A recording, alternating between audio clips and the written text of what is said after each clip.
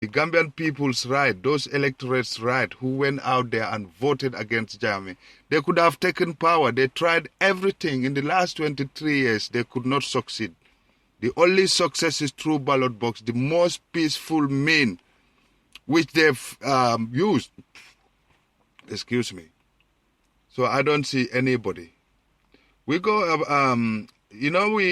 the United Kingdom has got the one of the mainstream newspapers in the Gambia, but those fools, they don't know that the Guardian reporter is there. So we got a report here from the situation on the Gambia by the Guardian opinion.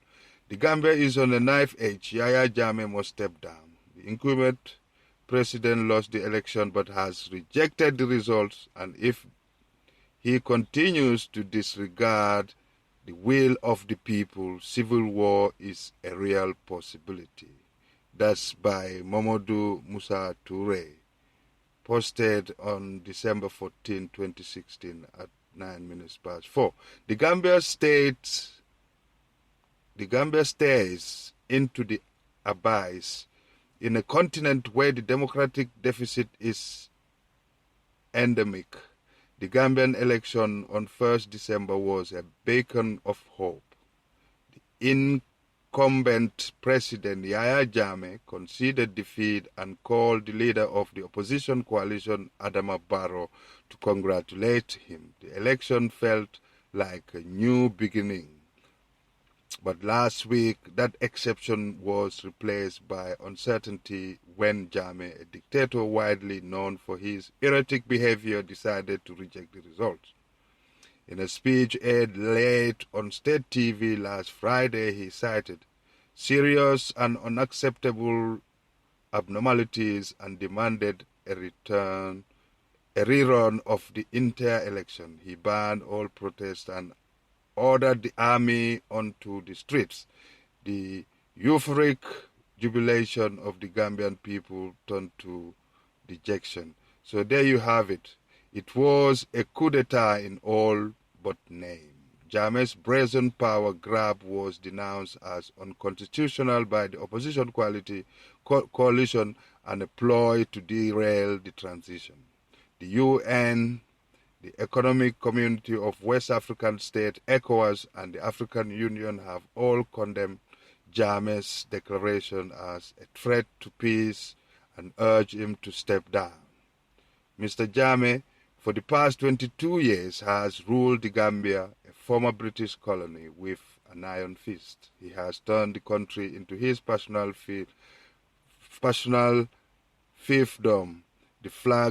The flagrant abuse of human rights, extrajudicial killings, disappearances, torture, forced exiles, arbitrary arrests, and imprisonments of journalists, political opponents, and gay people went on with impunity. He has shown that he cannot be trusted, and Barrow had already expressed concern about his safety.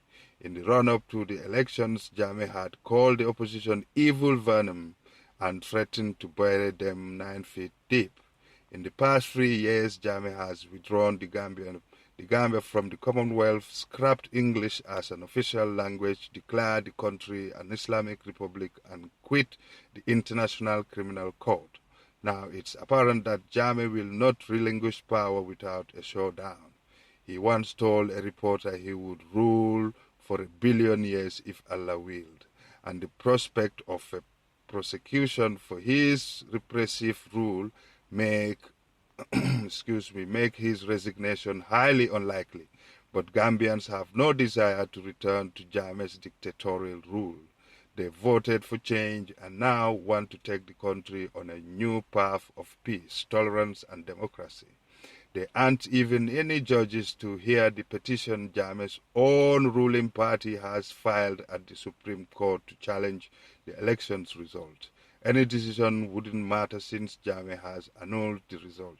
But in any case, he had have to appoint judges to hear the petition as he sacked them all last year in 2015.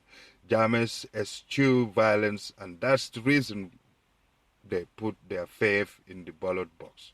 They have lost faith in their army for siding with the incumbent. Yet they won't allow Jammeh to hijack their democratically expressed will. If Jammeh rebuffs diplomatic efforts for a peaceful transfer of power, many Gambians would hope that Senegal, which entirely surrounds the Gambia land borders, will intervene militarily. I hope they do. Senegal had been unequivocal. Oh, sorry. Senegal has been equivocal in condemning. We apologize for pronunciation there. Senegal has been unequivocal in condemning Jammeh's annulment of the result. The country has leverage over its neighbor. Nearly all the Gambia's imports come through Senegal, and early this year, Senegal's blockade over a border dispute almost collapsed the country's economy. Furthermore, Senegal intervened in Gambia's 1981 to quell a coup attempt. Jammeh is yet to face up to the fact that he lost the elections. He underestimated the yearning for change, particularly among young Gambians. The country's average age is 20. They have borne the brunt of Jammeh's economic mismanagement and political crackdowns. Many have already fled, making the perilous journey to Europe by boats. The Gambia provides 7% of migrants crossing the Mediterranean, a highly disproportionate number given its population of only 2 million people.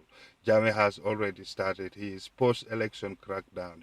His military has taken over the Electoral Commission building and sent its chairman home in fear for his safety. Jammeh has accused the commission of being under foreign influence, a ludicrous accusation given that he himself appointed the members of the commission. He is now pillorying them for refusing to succumb to his blackmail and threats. Jammeh's stalling is a dangerous game which risks plunging the country into a civil war. He has previously threatened the majority of the Gambia, the Mandinka tribe, from which Barrow hails, with expulsion and ethnic cleansing. In spite of his history, Jammeh is very concerned about his image in the West, particularly the U.S., where he has assets and his family frequently visit. He will be mindful of threats of sanctions and asset freezing, and ECOWAS is leading the local mediation efforts. It has dispatched 4 Western African leaders to Banjul to persuade Jammeh to reconsider his decision and hand over power immediately. We are hoping that he will heed the diplomatic overtones and spare us an avoidable quagmire. Here we have it. So, Mr. Jammeh, this is from The Guardian, the opinions section of The Guardian. So this is a fantastic analysis. It kind of sums up everything that the Gambian people had gone through, everything they are going through. And I think now is about the international community to step in and do something or say something to Jammeh. I don't think negotiations and diplomatic means can see an end result or a satisfactory conclusion to this havoc. And Jammeh is inciting violence. He's starting something. He himself instigated violence by calling a specific tribe wasps or whatever name he used, and then he's going to bury them 100 feet deep or 900 feet deep. That's disgusting. That's not right. I don't think it's right to hear that from the head of the state. Well, we leave you with... Few would have heard of this man, let alone given him much chance of dislodging Yahya Jammeh. Yet ahead of Friday's vote, Adama Barrow was betting on himself. Victory. We are going to win these elections. We are going to won it. And I think every Gambian, whether you are supporting us or you are not supporting us, But you know that we are leading in the polls and we are going to win. It is very, very clear. 100% plus. In part, greatness was thrust upon Barrow. 7 opposition parties united behind him for this vote after senior officials from his party were arrested in July. Until then, Barrow was better known as an estate agent. Well, he was born in Gambia 1965 and studied in the UK, at one stage working as a security guard. Now, Barrow returned to Gambia 10 years ago to set up his own property farm. A devout Muslim, Barrow says he's a workaholic, putting in 14-hour days. Now, the Arsenal Football Club is one of his greatest loves. Now, he also has 2 wives. The massive crowds he attracted were clear evidence Barrow had tapped something, especially among the youth. For years, unemployment has plagued Gambia, and thousands every year make the perilous trip across the Mediterranean. Barrow made clear he was the candidate for change. Gambians, this is the only chance we have to remove Jammeh from power. If we fail to do so, we'll regret it. This is the only chance we have. We must take it. Barrow has promised free education and affordable healthcare and an end to the jailing of dissenting voices. He's also vowed to serve only 3 years as head of a transitional government. Not quite as ambitious as a billion years. Even so, Barrow's win and Jammeh's conceding defeat are momentous. Jane Keo, CCTV. Let's give you some more perspective on these developments in Gambia. I'm joined live from Lagos by Achika Chude. He is an African affairs analyst. Achika, thank you for joining us. What's the significance of Yahya Jammeh conceding defeat after so many years in power, in your opinion?